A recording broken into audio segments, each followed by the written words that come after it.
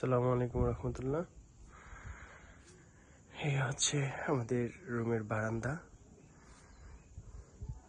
প্রতিদিন আসলে রেস্টুরেন্ট থেকে দিই, রেস্টুরেন্টের বারান্দা দেখে রুমের বারান্দা দেখাইতে পারি না, রুমে গেস্ট থাকে এর জন্য। তো আজকে একটা রুম ফ্রি ছিল, তাই রুমের বারান্দা থেকে দেখালাম।